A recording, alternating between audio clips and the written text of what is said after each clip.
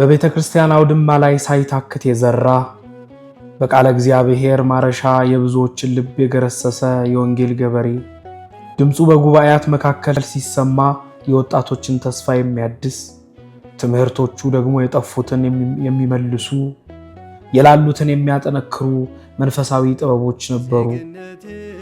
እንደ ስሙ ዘላለም የማይጠፋ አሻራን በምዕመናን ልብ ውስጥ ጥሎ አልፏል። እንደ ስሙ ዘላለም የማይጠፋ አሻራን በምዕመናን ልብ ውስጥ ጥሎ አልፏል። እግሩ ከጉዞ ሳይቦዝን ከከተማ እስከ ገጠር ከቤተ መቅደስ እስከ ማህበራዊ ሚዲያ ድረስ የክርስቶስን ወንጌል አዝርቷል።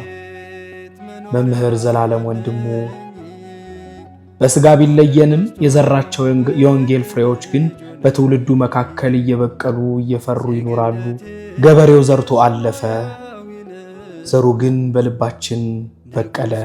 የብፁዕ ቅዱስ አቡነ ጳውሎስ ምስክርነትና የመምህር ዘላለም አንዳንድ ነገሮች ዓመተ ምሕረቱን በእርግጠኝነት በማላስታውሰው ግን በ2002 ወይንም በ2003 በሚመስለኝ ዓመት ሐምሌ 5 ቀን በሳሪስ አቦ ቤተክርስቲያን የሰርክ ጉባኤ ላይ ተገኝቻለሁ።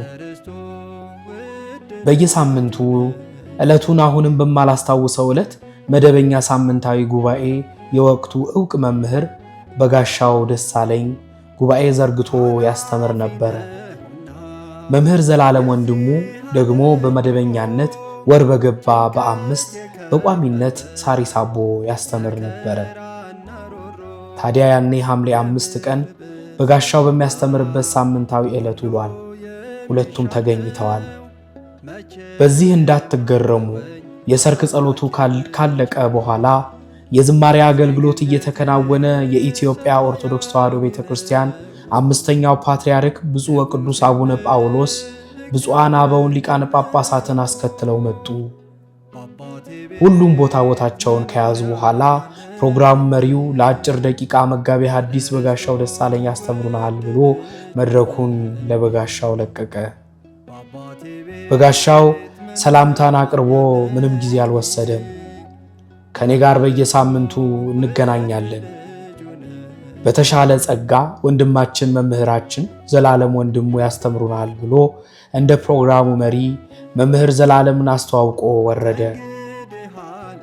ረጅሙን ክፍለ ጊዜ ስለ ቅዱስ ጴጥሮስና ስለ ቅዱስ ጳውሎስ ሰማዕትነት በመተንተን ድንቅ ትምህርትን አስተማረ።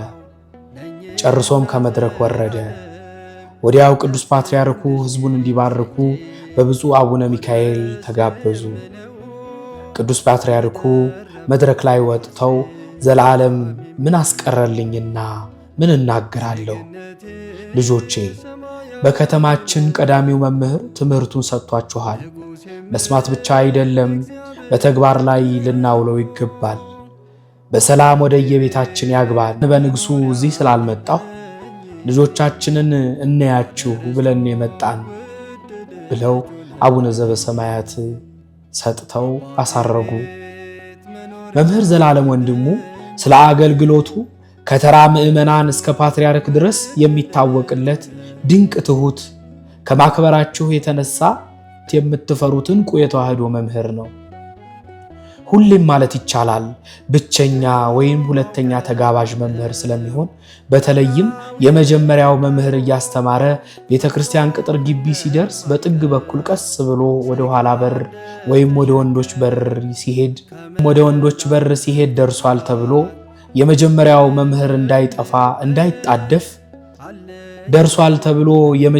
መምህር እንዳይጣደፍ ለስብከተ ወንጌል ኃላፊው ራሱ መታየት አይፈልግም ነበረ።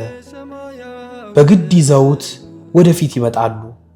ፊት ለፊት አልሆንም ብሎ አሸንፏቸው በጎን በኩል ዘወር ብሎ ይቀመጣል። እኔ እገረማለሁ። ከዚሁ ጋር በተያያዘ ብዙ መምህራን እንዴት የመጀመሪያ መምህር ሆናለሁ ሁለተኛው ከኔ በልጦ ነው የሚል ስሜት የሚያድርባቸው ጊዜ እንዳለ እኔም እውነትም እንዴት በዚህ ሰው ከተማርን በኋላ በሌላ መምህር እንማራለን የምልበት ወቅቶች አሉ። ምን ለማለት ፈልጌ ነው? ሁሉም አገልጋዮች መምህር ዘላለም ወንድሙ ሁለተኛው አስተማሪ በመሆኑ ምንም ቅሬታ አይገባቸውም። ለዛውም ሁለተኛ ሳይሆን ብቸኛ ሆኖ የእሱን ትምህርት ሰምተው ቢሄዱ ደስታቸው ነው። በሌላ በኩል መምህር ዘላለም ወንድሙ ሰው እንዳይከተለው ተመሳሳይ ትምህርትን ያስተምር ነበር። የቤተ ክርስቲያንን ወቅቶች ብቻ እየጠበቀ ማስተማርም ዋናው ዓላማው ነበር። ከገጠመኞቼ መካከል ሐምሌ 22 ቅዱስ ዑራኤል ካዛንቺስ፣ በማግስቱ ሐምሌ 23 አራዳ ጊዮርጊስ፣ ሐምሌ 26 ቅዱስ ዮሴፍ ቤተክርስቲያን። በቤተክርስቲያናችን ሥርዓት መሰረት ከሐምሌ 18 እስከ ነሐሴ 8 የነጎድጓድ የመባረቅት ጊዜ ስለሆነ ይህንን ርዕስ መርጠናል ብሎ በሕይወቴ እጅግ የምወድለትን ጌታ ሆይ አድነን በሚል ርዕስ ሳምንት ባልሞላ ጊዜ ውስጥ 3 ዓይኔን ሳልነቅል ድርቅ እንዳልኩኝ ወንጌሉን እንደ ጅረት ሲያፈሰው አይቻለሁ። በተለይ የቅዱስ ጊዮርጊስ ዕለት ከፍተኛ ዝናብ እየዘነበ ሕዝቡም ምንም ንቅንቅ ሳይል መምህር ዘላለምም ዝናብ እየወረደበት በቤተ ክርስቲያኑ ድምፅ ማጉያ ብቻ ጉሮሮ እስኪሰነጠቅ ድረስ ሲያስተምር በዓይኔ በብረቱ አይቻለሁ። መምህር ዘላለም ወንድሙ ከአብዛኛዎቹ አገልጋዮች የሚለይበት ሌላ ልዩ ጸጋ ነበረው። በማንኛውም አዘቦት ቀን የሰርክ ጉባኤ ላይ የሆነ ዛፍ ስር ሆኖ የሚያዳምጥ አገልጋይም ነበረ።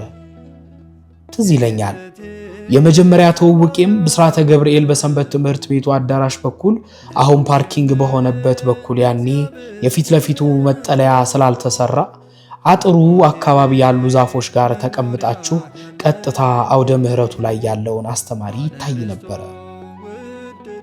ሳየው በወቅቱ ጥያቄ የሆኑብኝ ነገሮች ስላሉ ይመስለኛል በዚሁ አጋጣሚ ለምን አልጠይቀውም ብዬ ሰላምታ አቅርቤለት መምህር ጥያቄዎች ነበሩኝ ስለው አሁንማ ትምህርት እየተሰጠ ነው እንስማ፣ ግን ስልኬን ያዝ፣ ሌላ ቀን ጥያቄዎችን እናየዋለን ብሎኝ ደስ በሚል ፈገግታ የስልክ ቁጥሩን ሰጠኝ።